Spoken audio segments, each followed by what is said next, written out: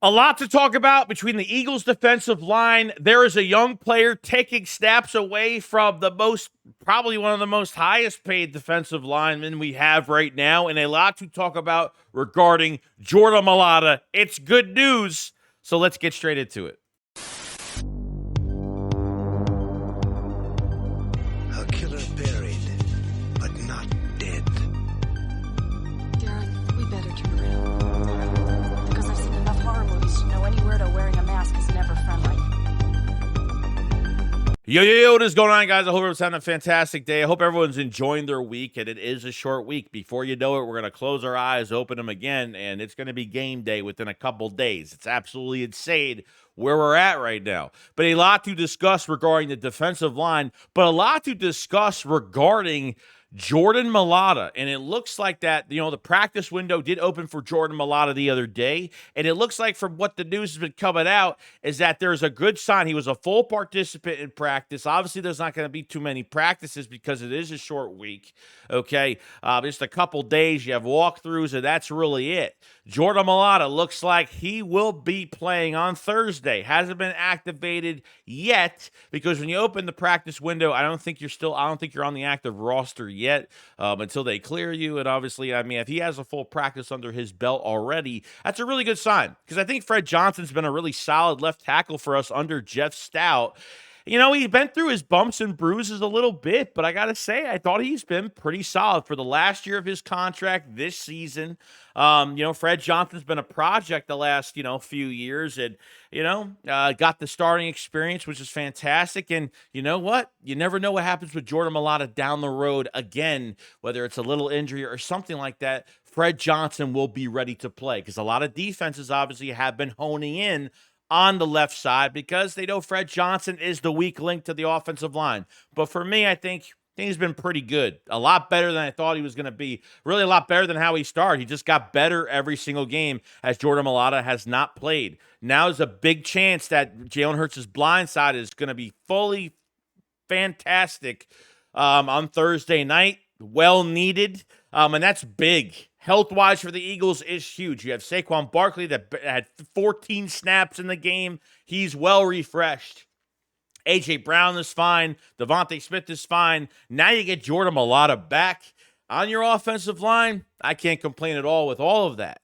The second thing I want to go over, is really the defensive line for the Philadelphia Eagles. And I got to talk about Jalen Carter because I think we don't give enough respect here. Jalen Carter, I think against the Jags last week, he had 6 pressures. Again, in the Cowboys game, I don't know what he had, but I got to say, he was all over the place in this game. He really was. He was getting skinny between the double teams. He was just being so disruptive. He was jumping up, getting deflections. He was just so productive. Just imagine. Literally, it was Nolan Smith, Jalen Carter, Jordan Davis, and you had Jalen Hunt on the edge, which we'll get into in a minute. But I got to say, man, Jalen Carter, just imagine they had somebody on the edge that was an apex predator, all the attention. You had the TJ Watt type of Aiden Hutchinson type of player on that edge. Having Jalen Carter there, man, it would make things so much easier. And it would be really hard for offensive lines to it would have to pick their poison when it comes to these blocking schemes. It would just make it so much harder. But Jalen Carter, what you have to rely on now is if you're going to get a lot of pressures in these games, and you're not getting the sacks, you're not getting those numbers up. Defense is not giving up that many points really since the bye week. They're giving up, I don't know how much it is. It's not much. But you know what? I think they've been doing a great job. Like I said, if they're not getting the sacks, you're really depending on just getting the pressures, making these quarterbacks throw the football, and obviously, just on pressure and trying to get some turnovers here. Because I know these numbers aren't going to go crazy this year. I know they're not going to have a 70-sack season like they did in 22. It's just not going to happen that way. So to replace it, you have a good secondary and good linebackers, and it's so crazy to say that. Now we're depending on fast break tackles. We're depending on good IQ from these corners, getting off blocks, getting 3 to 4 helmets to the football, getting turnovers, all that great stuff. Because I think the one thing I was really proud in this game, like I kind of wasn't in that Jaguars game, is in the second half, they didn't play off. They didn't just give up yards. They didn't keep everything open underneath for the Cowboys. They just kept going and they kept chugging along. And they didn't just want to they didn't want to waste time of possession for the Cowboys to keep everything in front of them. I have to give respect for Fangio for that, because I didn't really like how when Nick was keeping points off the board last week against the Jags, and then this defense was just being so passive in that second half. I just didn't like that at all. So I like how they were very effective. They were very aggressive, and they just played basic and they just went after it. And that's all I can really say about that, and felt really good about that. See, there's some plays here. You see Jordan Davis getting double teamed, Jalen Carter with the one-on-one. I mean, look, this is, you're hoping your secondary is going to do a lot more. I know the talent is there. Get on those fucking jugs machine and get on the jugs machine and let's see what they could do, because there's a lot of talent between the linebackers to the cornerbacks to the safeties. You're really relying on this defensive line just to do a little bit. You need an average defense to get into a Super Bowl. You don't need to have no shutdown defense, but this is, since the bye week, I think this is a top 5. I think the third best defense probably in the league right now. It should be really interesting. So Jalen Carter, man, has been doing a good job. The numbers aren't getting there when it comes to sacks, but let me tell you, he's doing his job and he's doing it right. And the secondary is kind of the cleanup behind that. So got to respect that a whole lot. Next, I think, is the most important. It's really been edge rusher for the Philadelphia Eagles in Bryce Huff. He had a strip sack in this game against the Cowboys. This is what Bryce Huff does the best. Okay, right there, what you just seen. Now, last week against the Jaguars, he got hurt in pregame, hurt his hand or his wrist or something like that. And only played 5-6 snaps in that game, so he was a little injured going into the game. But look how wide they line him up. He picks his poison, where to rush, outside or inside. Obviously, you don't have Cooper Rush isn't a quarterback that's going to, run to the outside and outrun the whole defense.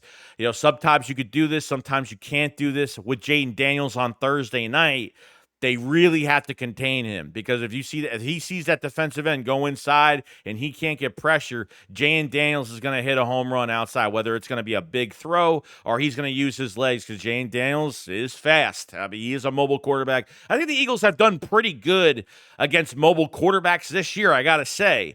But this is one play from Bryce Huff. He really didn't do anything much else extra after this. Now, what's really interesting is that Bryce Huff only had 12 snaps for 20%. That is it. So if you look at the defensive line right now for the Eagles, Josh Sweat had 37 snaps for 62%. Okay, Brandon Graham, 22 snaps for 37%. Nolan Smith, 22 snaps for 37%.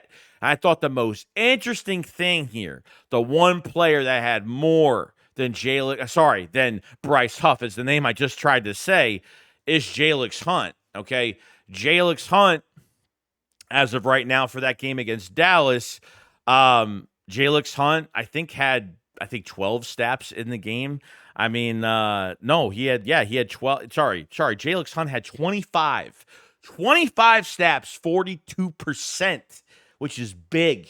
Okay, now he was quiet. He didn't do that much. He had a tackle. He had a deflection. Remember that deflection that he had? And then that ball went right over to Nakobe Dean. Tried to catch it. Could have got a pick there. Dropped it. Couldn't get it. So we have to give the Jalix Hunt thing time. Unfortunately, we have to wait because they just put him in for more snaps. I think, in the past, he's been in for 4 snaps, 5 snaps, nothing much. But now, having the snaps that he has right now, that's a lot. I mean, pretty much doubled his snaps, depending on certain weeks, or maybe even tripled. It just depends. But 25 stats for Jalix Hunt at 42%.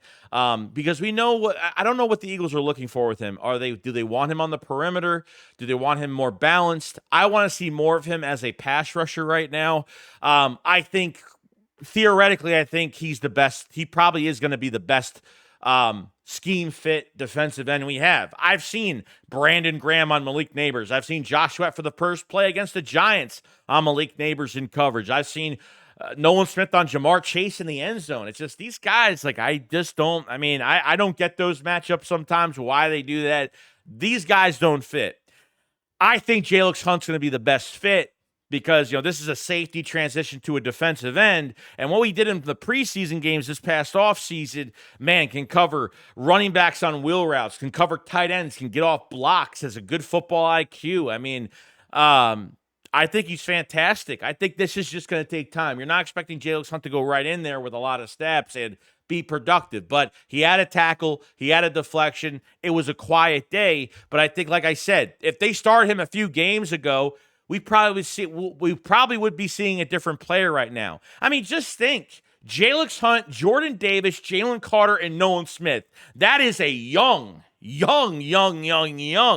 defensive line. I mean, it's almost crazy to think that, just how just different it is right now. And I think on the edge per se, Josh Sweat has been the same player. I think before the Cowboys game, he had 5 sacks, 30 pressures, which isn't a bad year at all. Probably the best we have right now. But you're hoping that Jalen Hunt is going to get better as the weeks go on. See what happens there.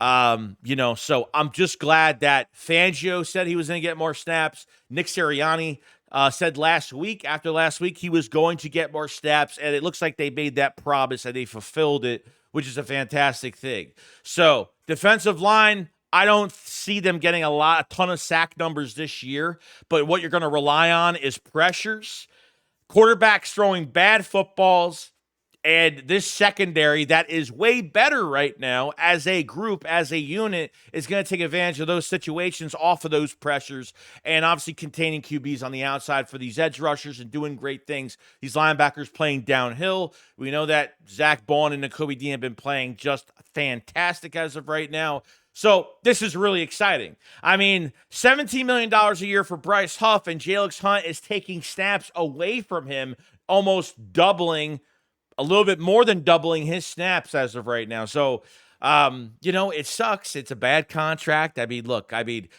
problem is that the Eagles don't have a closer on this defensive line. You look at that Washington Commander, Steelers game. TJ Watt was phased out the entire game.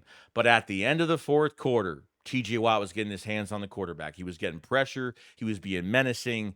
He showed up at the time when they need him the most. We don't have that player right now.